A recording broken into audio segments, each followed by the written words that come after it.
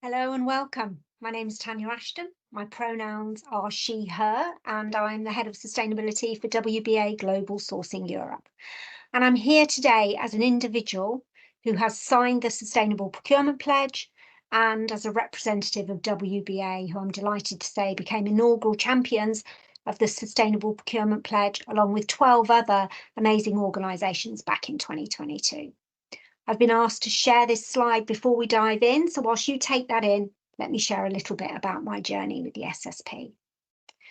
I strongly believe that sourcing and procurement are where the rubber hits the road, both literally and metaphorically. Sourcing and procurement is where the decisions are made about the things that we buy and from whom, and of course, where the money is spent. That brings with it huge possibilities and huge responsibilities. There are two other sectors in organisations who I believe have equal power in this space, and they are finance and legal. Legal, because they write those contracts and terms of agreements for us, and finance, because they hold the purse strings. But ultimately, the decision where to spend that money and to buy what is with sourcing and procurement. So, knowing that we have this tremendous power, how do we bring it to life? How do we enable sustainability, both environmentally and social, to exist in every sourcing role? Today, I hope that we can share the benefits of enabling sustainability for everybody, to look at how to engage sourcing and procurement colleagues, especially alongside those conflicting targets, and leave you with some practical hints and tips, including shared tools, best practice, and lived experience. So let's quickly meet our speakers, and then I'll dive into the WBA approach. We're going to be joined by the amazing Caroline Verno from Fresque, who I met many years ago when we both did the Cambridge Institute for Sustainable Leadership course during COVID. We were killing time. And the wonderful Charlotte Horler from Nula, who I'm delighted to say she will be presenting how data can be useful. So we'll be followed by two incredible guests, Liz and Lucy, who I work with. They're people who I work with daily, but whilst they do not work directly for me, have found ways to incorporate sustainability into their day jobs. They're both colleagues at WBA, and they'll be sharing, as it says on the screen, their lived experience. Finally, the panel will come back together to talk about KPIs and give some closing thoughts from the session. So, WBA Global Sourcing sources own brand products for Boots, the number 7 beauty company, and Walgreens from across the globe. This is our sustainability ESG strategy. WBA's purpose is more joyful lives through better health.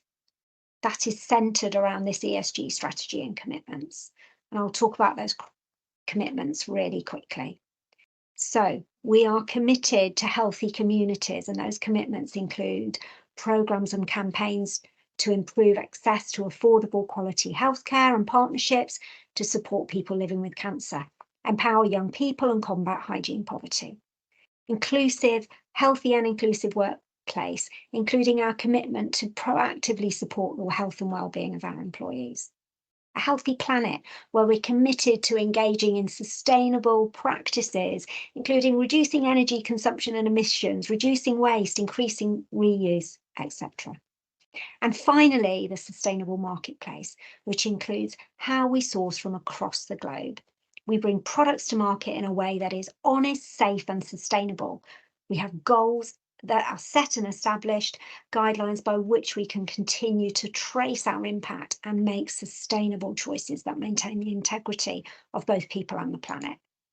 So without further ado, to enable us to deliver those ESG commitments, working collaboratively with the sustainability team from across the globe, we created a strategy to enable us to embed sustainability into ways of working, to better understand our people's views and to respond accordingly with support and knowledge growth. Let's take a look at each part of the strategy. We approached embedding into ways of working through a simple tool. We love an acronym in this place, so here's another, the MSP, My Sustainability Plan. My Sustainability Plan was created to make being more sustainable in role as simple as possible. The 3 buckets are on screen. Let me put some detail to them. Simple everyday changes was exactly that, about raising awareness that whilst every little helps, we realise one person cannot make a big difference. So what we were encouraging was for each individual to do something so we could create a shift. And whilst we made suggestions, it was up to them to choose. Some ditched coffee cups and single-use coffee cups and water bottles.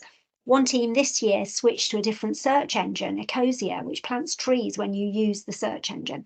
So really simple, small shifts which have impact. But as I said, the real power of change is in sourcing and procurement itself. And so we asked people to think, how can you support global sourcing to deliver its sustainability plan? How can you incorporate it into the sourcing strategy? We asked them to think about the tools that we already have in the business and how they could support them. So like our sustainability programs, thesis, our transition to packaging, which contains at least 30% recycled content, etc. And then we asked people to educate and explore, get curious in order to grow their own knowledge. And that's where the Sustainable Procurement Pledge came in. We encouraged our people to sign and also we encouraged them to complete our annual sustainability survey, which I'll come on to in a moment. So you can see we kept this as simple as possible. And in year 1, we ran training, videos and engagement sessions across all of global sourcing to support its launch. It's now business as usual. Listen. Not listen to me, but listen was our next key element in order to garner our people's opinions, to listen to them, to understand their views on environment and social issues. And we did this through the sustainability survey created through Nula, who you'll meet shortly. I strongly believed, and still do, that our people care in this space. And if we could unlock that knowledge, and we would be able to open doors and embed sustainability further in our ways of working. Just by doing it showed that WBA as a business cared not only about sustainability, a sustainable future, but also about the opinions of our people and a sustainable future. We use 4 indices, which you can see then, but I'm going to hone in on that top one. 97% of sourcing colleagues told us they care both about social impact and climate change. And an astounding 89% in the 2023 survey told us they plan to reduce their carbon footprint over the next 12 months. So the survey told us they care and they want to do more. So having found a brilliant way to enable us to better understand our people's views about everything in this space, from their personal beliefs, their intended actions, to their views on how well they believe WBA's business is performing in sustainability, we went on to further develop it in year 2 and used the same survey with the addition of a climate awareness quiz. The ambition of the quiz was to do 2 things. 1, understand how informed our sourcing colleagues were, and 2, use it as an opportunity to inform and share correct answers when they got it wrong. So we went a step further as well. We asked respondents to answer the question and score their confidence levels. The results we were searching for were signs of inaccurate confidence. I'm delighted to say many of our colleagues were confidently correct. And this year we've moved the climate awareness quiz to focus on net zero and the level of understanding that exists in our business. So again, we've moved it on. Finally, in both years, we use critical friends within our sourcing community to help us to get into the headspace of sourcing and procurement professionals and develop both the survey and the quiz to meet their needs. Our final element of the engagement strategy was supporting knowledge growth. For our lead team, I invited Caroline from Fresk. She conducted a 3-hour workshop where the lead team in Global Sourcing Europe learned the science behind climate change. She broke some myths, empowered attendees to take action. For everybody, of course, the Sustainable Procurement Pledge, I've already talked about that. What we also did was in-person training, virtual as well, and we also used our learning and development hub to include key pieces of training, like how to use Thesis, how their suppliers were using Thesis, guidance to use my sustainability plan. The Sustainable Procurement Pledge guide is in there now. Guidance to our minimum product requirements that we have here in WBA. In practice, we've now turned all this data into insight to help with decision making, such as our net zero preparedness scorecard, created just this year, which in turn will feed into our supplier scorecard, giving another sustainability metric to the 2 already in place, assisting our sourcing colleagues to have quality conversations with their suppliers based on a comparative scorecard. Finally, I was really lucky in WBA. As I said, I joined 3 years ago, and I had and still do have willing colleagues, a curious team, a supportive leader. I was also lucky in having some indirect pressures, including brand ambition in this space and the rapid and exciting growth of what's called here a business resource group, but it's a green team that was focusing on the environment. So I had support and ambition more widely in our business, and that was a tremendous help. So with that said, let's jump into our first panel discussion to talk about some of the challenges and benefits of embedding sustainability. Please bear with me a moment whilst I do that. Okay, so welcome Caroline and Charlotte. I want to dive straight in and ask that question, but beforehand, it's only right and proper that I let you introduce yourselves properly. So Caroline, maybe you can go first. So yes, I'm Caroline Viennot. Lovely to be here, Tanya, with you and Charlotte. My background is marketing and advertising, and I spent 20 years engaging the planet into buying all sorts of different products for big brands. And for the last 4 years, I've tried to engage people into joining the climate change fight. So I go across companies, organizations, schools, and university to educate people about the need to get active about it. Fantastic. Thank you, Caroline. I'm so glad you're joining. And Charlotte, what about you? Hi, Tanya. Thanks so much for having me here today. I'm the founder of Nula, a sustainability engagement agency.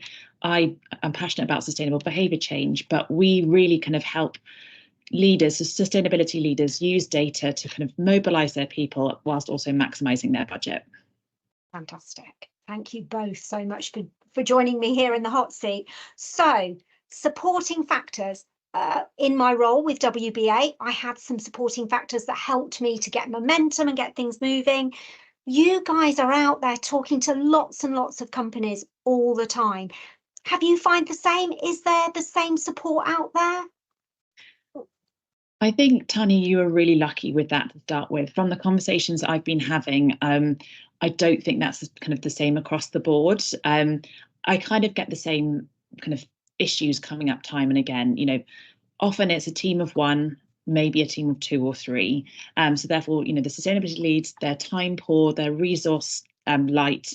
And I do have a few people dotted around who really do care about sustainability, but it may be hard to find them in the first instance. So you don't have that same groundswell of support when you're coming in. Yeah. Maybe you've created a sustainability strategy to help kind of kick it off.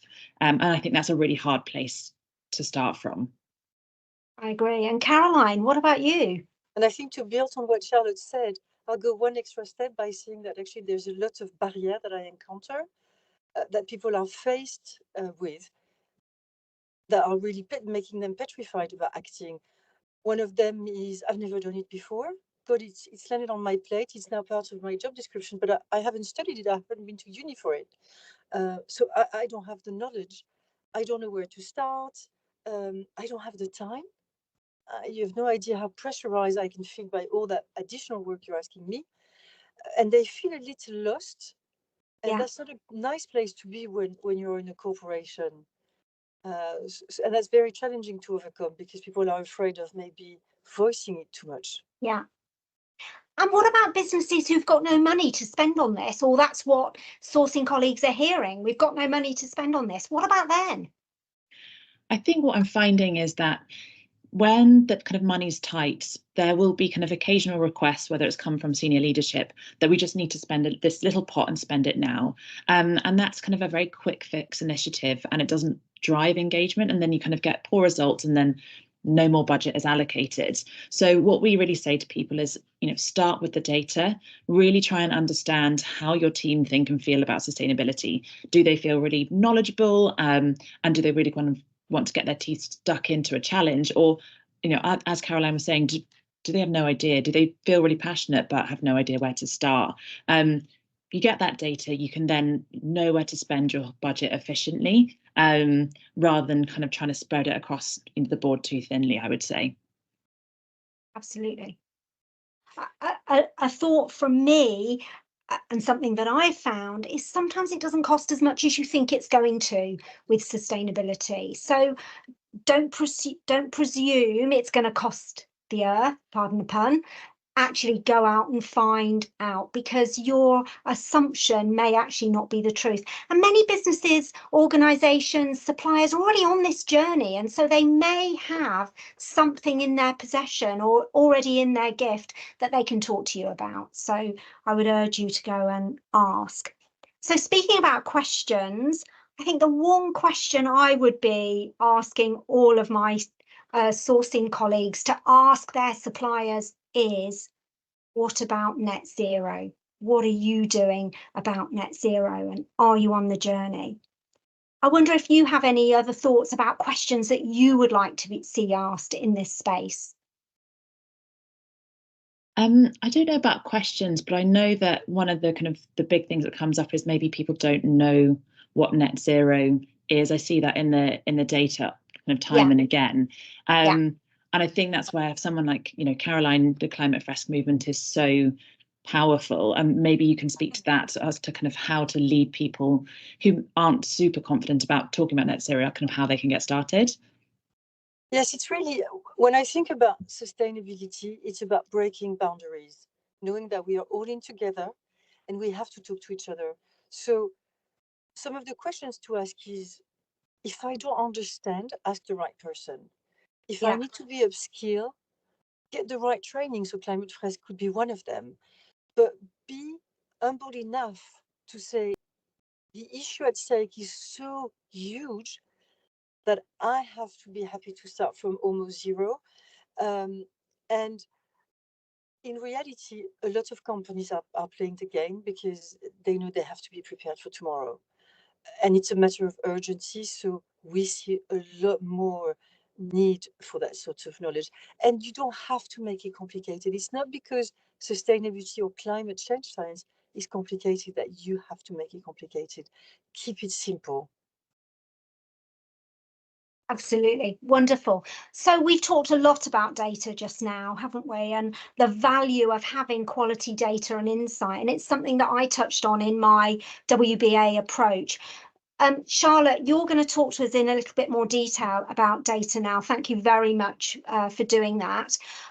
Charlotte's going to be talking to us about using data to engage your team in action. Action with a capital A, that's the name of the game. So Charlotte, let me sort the tech out and we'll be back to you in just a moment. Thank you.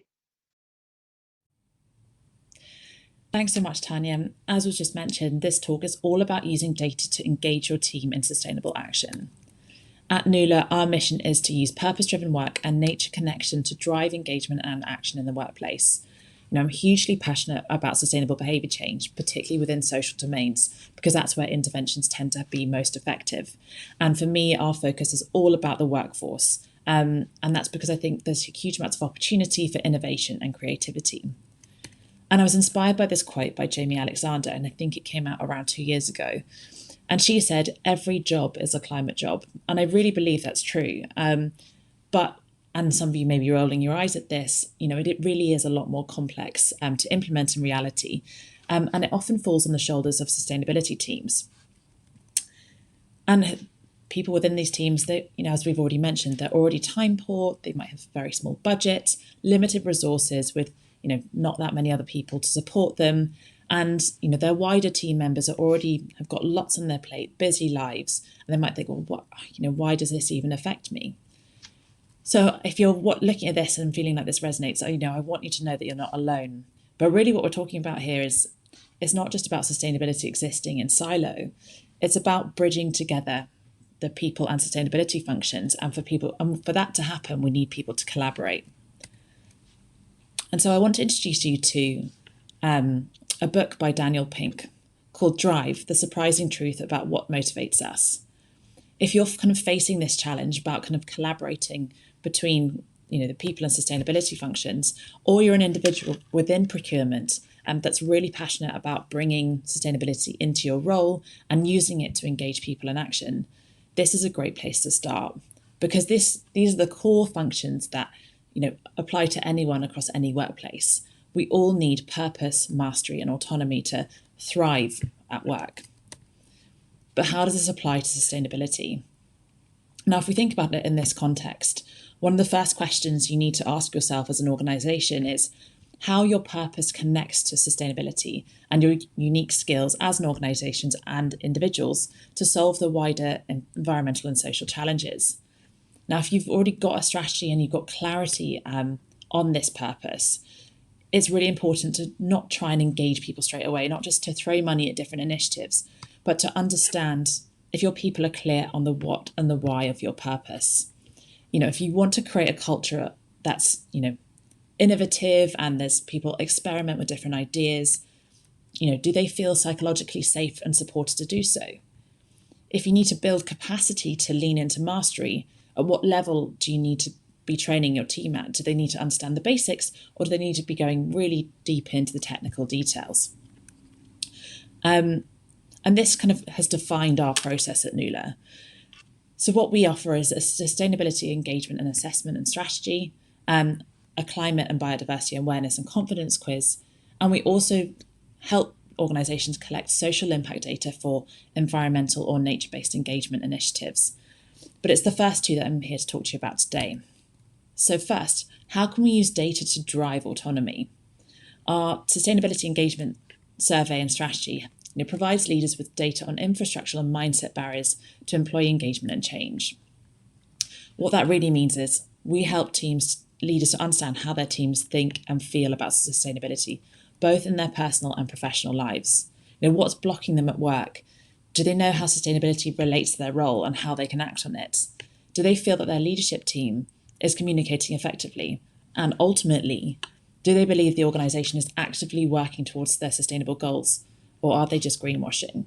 These are some really key data points that you can use and leverage to drive forward different initiatives.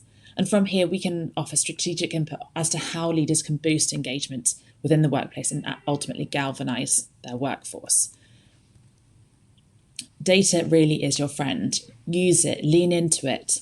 If you want people to get involved, use the insights as a way to provoke discussion. But it's key not just to use this just for a data point. Make sure you are using it to bring your team on board and to kind of engage them and boost participation. Now on to mastery. When we're diving into this area, it's really important to know what level your team are at. There's no point investing in technical training if they don't understand the basics. And the same is true vice versa. If your team are confident in the core issues, for example, on biodiversity loss in the supply chain, then a biodiversity collage, similar to Climate Fresk, is not going to be the answer. Our survey not only kind of assesses knowledge, but it also assesses confidence. And that's really key because going back to Tanya's point of what's the one core question she wants her team to be asking the suppliers, will they feel confident in doing so? Confidence is key when engaging people outside teams as well. But it's also a great learning tool. you can use data as a way to embed learning at the same time. Our quizzes help to provide the answers as participants go along, so that you're actually giving something back rather than constantly just asking your team questions. And the other thing is, it's not just about numbers. You can conduct interviews, open questions, focus groups, and all of these things give context. They help to provide a story behind the numbers and really reveal what's going on underneath. As this quote from one of the surveys that we conducted says, more support is needed from all team members in order for the sustainability plan to be truly effective. I think this is whilst it doesn't say ask for something specific, it very clearly states that, we do really need everyone to be involved. So how can you get started? Ultimately, the thing I want to stress here is, don't just collect data for the sake of a report. Do it if you want to use it as a vehicle for change. If you are asking your team for their ideas and opinions, ask yourself whether you'll be able to give them the autonomy to act, or whether you're just kind of extracting ideas. This is kind of really key in order to drive participation and engagement. And kind of on that piece, on the acting on data, once you've acted on the results, really make sure that you share and show how it ties back to the survey results. This helps to give you credibility and license to keep driving forward this approach. And finally, you can have fun when trying to drive participation and getting people involved. Obviously, it depends on the company that you're working for, as you don't want to do anything that feels really off-brand. But getting people involved doesn't have to be just a set of formal emails or a calendar invite in the diary. You can use it as a way to encourage creativity. The example I've got here is from SEMrush, who asked their team to submit memes to kickstart their engagement survey. It got people talking, it raised awareness of the process, and ultimately it boosted participation. So I'll leave that there. Thank you so much for listening, and I'll join Tanya for the rest of the call. Okay. So I'm going to work my panel really hard today. So we're going straight from panel discussion into a question from someone on the call today. So I care greatly, but lack support from my senior exec. They don't think now is the right time to embed sustainability, as we're facing into cost increases, a cost of living crisis, alongside global wars impacting supply chains. How do I overcome these barriers? Gosh, that is a giant question. Ladies, can I hand it over to you and get some thoughts, please? Yeah, absolutely. First of all, I really sympathise. It's a huge barrier, and I face it from a business perspective as well. And it's the same whether you're kind of running it as a business or whether you're in-house. But I think the first port of call I would go to is try and find support around you. Try and create a groundswell of kind of like-minded individuals who are committed to the cause. The more you can show your leadership that they care about what's going on, that's kind of, it's hard evidence that they need to be moving in this direction.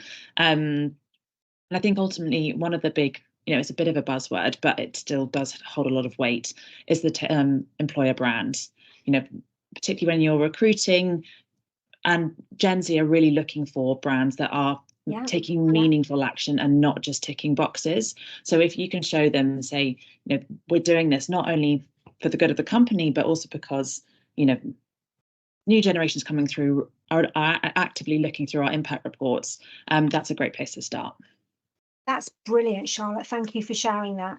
And you made me think of something there when you spoke right at the beginning. So I give you all this number, I've given it to you already, and you can take it away and share it with your leadership, because I'm sure that my 97% of my colleagues across Asia, US and UK who care greatly about climate change and care greatly about social impact, they're representative of the world at large. I mean, we do have special people working for us, don't get me wrong, but I am sure that is a representative, and I give you that number to go and share with your leaders and explain how important this is to increasing masses. Caroline, I wonder if you have any thoughts on that. Caroline, very sadly, Caroline is frozen, as happens with these things, but I'm going to suggest, Charlotte, we carry on. Do you have any more thoughts on that particular question? Yes, I would say the other kind of way you could go about it is to conduct a competitor analysis. I think that more and more, if you're not doing something, then you're actually a laggard. It's not about kind of being seen to be the one out in front. You're actually going to fall behind. So yes, it can be a competitive advantage, but it's actually going to completely set you apart in terms of detrimentally. So look at everyone who's around you, look at what they're doing, what they're saying, and again, collect a body of evidence so that you can make a business case. I know you shouldn't feel like you should need to do that, but I think that's a great place to start. And there is such a lot of information out there, isn't there, about competitors, about public reports, about public information. So there is such a great deal out there that we can all dive into. I mean, I was saying this 10 years ago, but I'm going to say it again because it's still relevant. So to have a seat at the table in future negotiations, you will need to be doing this. And if you are not doing this, this is going to be detrimental. You will not be future fit and you will find it increasingly difficult. Charlotte, you were about to say something. No, I think you just really nicely highlighted a point that I was thinking about. I was having a conversation with a couple of brands this week, and I was just talking about having a competitive advantage and how sustainability doesn't really offer you that anymore because it's becoming the norm. But where it has offered the advantage is when people have actually taken and done something really innovative, and that has been putting nature on their board or putting future generations on their board. So you can look to brands like Faith in Nature and House of Hackney who've taken the initiative to do this, and I'm pretty sure that the creative director mentioned that has really helped set their brand apart, that they've become the voice for this new way of thinking. Absolutely. So now is the right time, is what we're saying. And I can see Caroline trying to get back on the call. I've spoken to Caroline about this before, and one of the things I know she would say, and here she is. Caroline, I was just about to say, thank you for being able to get back on the call, but I was just about to say that one of the things you say all the time is give the planet a seat at the table in conversations and be sure it has a voice as well, because actually then you start thinking differently. Now, that is hard, isn't it, for big corporations to get their head around and to start thinking in that really different and unique way. But there are going to be different levers we can all pull with the people that we are working with, and different things will turn different people on. And Caroline, I saw that when we did the fresque with WBA and you came and joined us. Caroline, we lost you early in the call. You don't know exactly what we've been talking about, but we decided to keep going. Yes, absolutely. Sorry about Caroline, no, don't apologise. This is what happens. This is what happens. Is there one point that you would like to make before we move on to the next part of the agenda? You'd be so welcome, Caroline. Please do. Yes, I think it's very normal for the starters in this field to feel like maybe there is a lack of management. Often Paul Pullman refers to it as the courageous leadership. So not everybody has a courageous leadership. If you don't have a courageous leadership, remember why you want to do it. And by being a small person, you can have a big voice. So think about your circle of influence. Activate your circles of influence. Because if you don't have the power, you may know someone within the organization that is going to be able to reach to the bigger power. And if we all remember the reasons why we're doing it, it's not like one morning someone woke up with sustainability in mind. Why are we doing it? It starts with the why, like Simon Sinek always says. And the reason why is because we have to change the story end. So when you remember that, then you become empowered. Because it's my planet, it's your planet. So just break the barriers, reach out, and you will be surprised that people become very courageous easily. But it's fear frightens them. There is so many, I don't know what you've covered, but there's so many negativity about not doing anything. You will lose your client eventually. You will not be prepared for new rules and regulation. You will be accused of greenwashing. You might be taken to court because you become a massive polluter. And you've always known that you were at risk, but all of a sudden it becomes bigger and big. So really use these arguments to win to win the battle so that you can engage people around you, make a movement. Fantastic. Thank you so much, Caroline. So, tech permitting, we're now going to bring Liz and Lucy onto the call to talk about their journey, actual lived experience.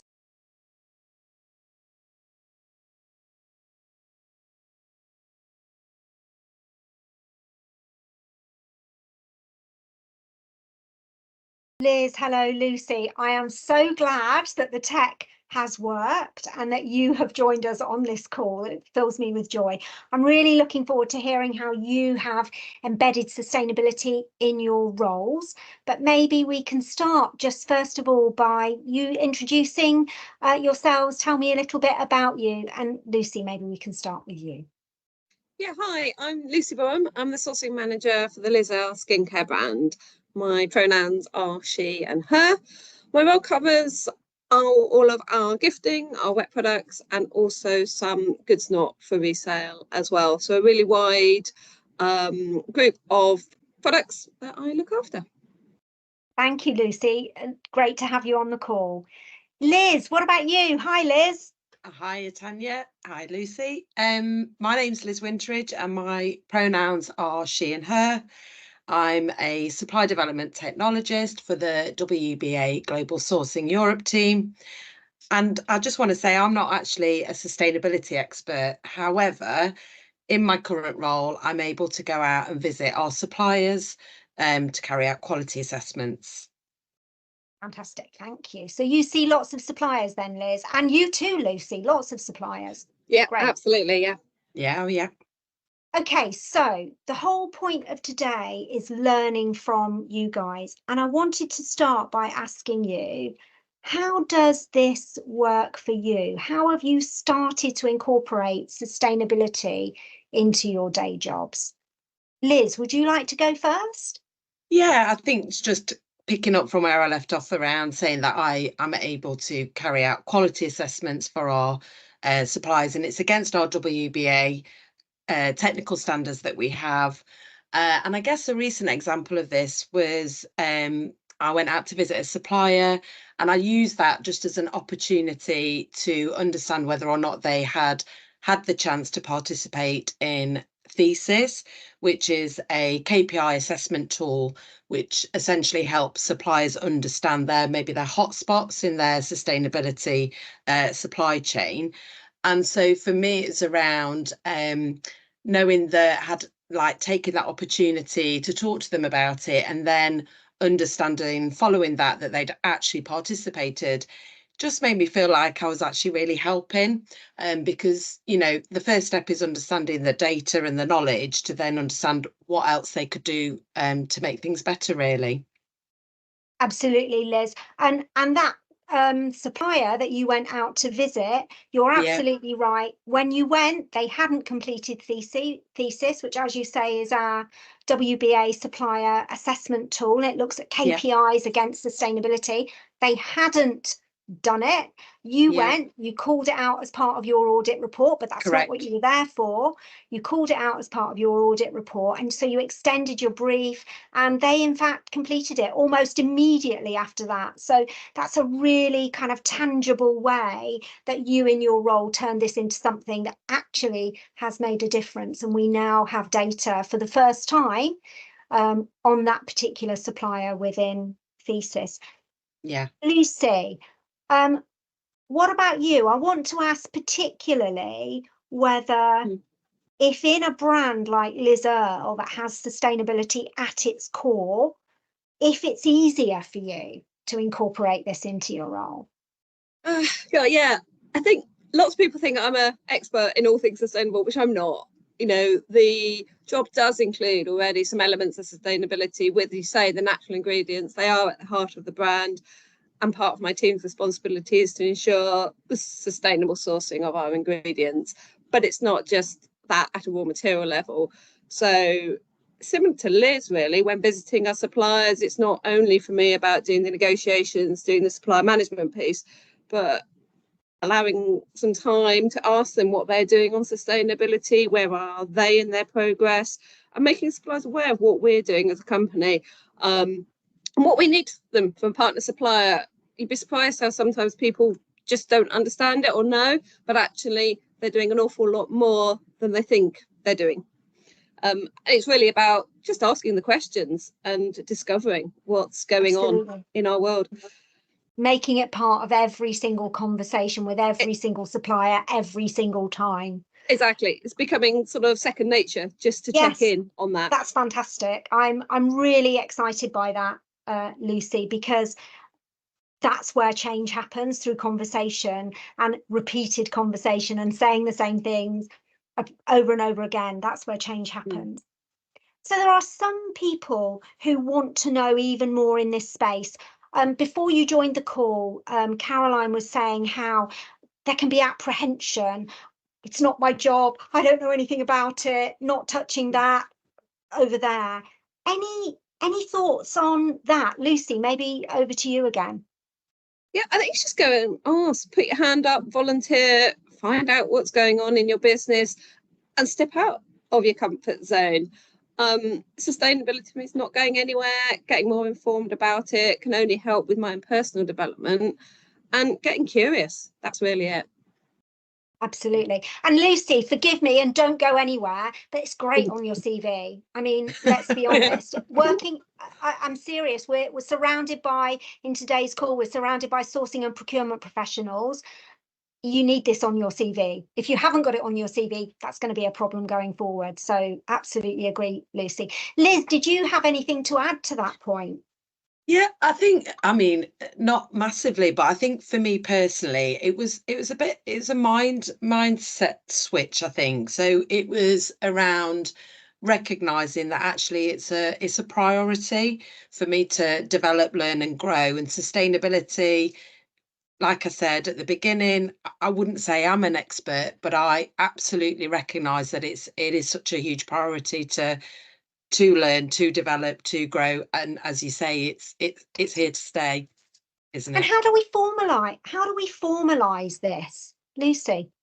Yeah, I really think it needs to be, and we should have permission to be able to be part of our own KPIs, and we should be able to push it, and also be able to go to our manager and say, I want to dedicate 5% of my time, find something that interests me, and then try to link it to how that can benefit the business. You know, if I do this, it can help our business in this way, and try and link it in that way. But definitely something that is of personal interest really helps as well, because you can get behind it, you can get passionate about it.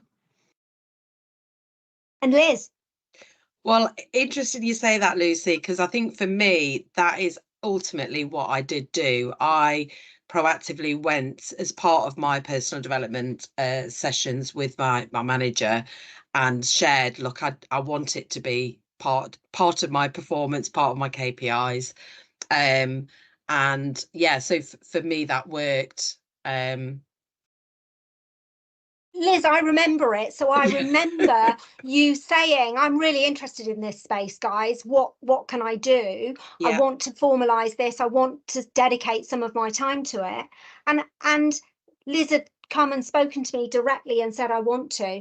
And actually, when the opportunity arose, I was then able to go back to Liz, knowing her line manager already knew that Liz was developing in this space, and able to ask Liz to work on a project with me. And actually it was Liz's work with Charlotte from Nula that led to our incredible supplier sustainability survey. So that is no mean feat, Liz. I mean, something to be incredibly proud of. Thank you. So I'm conscious of time, so I'm going to cut us short, not short, but cut us off if that's okay. So I'm really conscious of time, but we're going to go back, tech allowing, I keep saying that, tech allowing, we're going to get all 5 of us back in a room for our final conversation. Perfect. Thank you both so much. Thank you. Thank you. Hello, it's good to get us all in one space. So that has gone remarkably quickly. And, I can't thank you all enough for joining and sharing this space with me and sharing your insight. We're going to finish on something that Lucy has set us up for brilliantly, a great segue. Lucy talked about KPIs and how important she believed pushing upwards on KPIs was. And Liz gave us a great example of the fact that that's actually what she did. So the question is, should everyone have a KPI. And Liz, Lucy, if there's anything you want to add to what you've already said, please do. Otherwise, I'll pass over to Charlotte and Caroline to share their views too. Liz, Lucy, before I hand over, you're good. Excellent. Yep. Excellent. Okay. Charlotte, what's your thought? Should everyone have a KPI in this space? I can't hear you, Charlotte. You're on mute. Thank you for ensuring we didn't get all the way through, because if we'd have got all the way through, that would have been some kind of world record. So, Charlotte, Sorry, everyone. please. No, don't apologise, please. So I would say it started to see it more and more across different companies. I know that Selfridges have it in their report, but what I would say is that it's very easy to have a kind of a KPI, but not so easy to make sure that everyone understands it.